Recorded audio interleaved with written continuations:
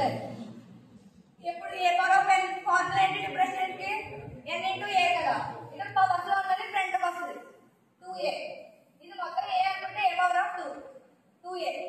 తర్వాత ఇది కూడా a ఉంది. a కి మళ్ళీ డిఫరెన్షియేషన్ చేస్తామా d/dx ఆఫ్ a అని.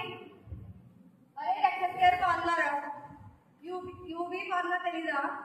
డిఫరెన్షియేషన్ uv ఫార్ములా తెలుసా? uv ఫార్ములా కి వస్తుంది. ఒకవేళ ds ఫార్ములా తెలిసినప్పుడు ఇది వస్తుంది. ఒకవేళ అది తెలీదు అనుకుంటే ఇది x స్క్వేర్ అనుకోండి. d/dx of x square. First time derivation చేస్తాం 2x అవుతుంది. తర్వాత మళ్ళీ x కూడా డెరివేషన్ చేస్తాం కదా. x అంటే ఏంటి? a sin alpha by alpha. ఇక్కడ u/v ఫార్ములాతో u/v formula differentiation formula చేశాడు. ఫస్ట్ ఇది అనేది u, ఆల్ఫా అనేది v. సో v అనేది కాన్స్టెంట్ గా ఉంచి u కి డిఫరెన్షియేషన్ చేశాడు. sin కి డిఫరెన్షియేషన్ ఏంటి? cos ఏ కదా. ఓకేనా? a cos వచ్చింది. a cos alpha.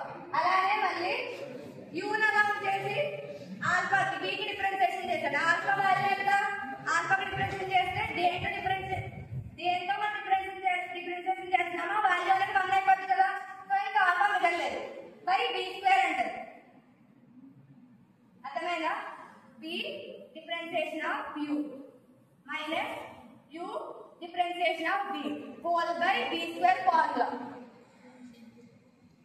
ఇక్కడ b మరి ఇక్కడ u అనేది a sin alpha తీసుకున్నాం. b అనేది ఆల్ఫా తీసుకున్నాం. దాని నుంచి uv ఫార్ములా వేస్తే ఇది వస్తుంది. అది ఒకవేళ uv ఫార్ములా రావట్లేదు అంటే d/dx ఆఫ్ x స్క్వేర్ ఫార్ములాతో చేయండి. ఇక్కడ x అనేది 1 అయ్యే వరకు డిఫరెన్షియేషన్ చేస్తానే ఉంటాం. ఫస్ట్ 2x అవుతుంది. ఇది తీయాలి. x స్క్వేర్ అనుకుంటే 2x అవుతుంది. మళ్ళీ 2x అయిన తర్వాత కూడా d/dx ఆఫ్ x చేస్తామా? x ఏముంది మళ్ళీ a sin alpha by alpha ఉంది. దానికే ఇక్కడ u/v ఫార్ములా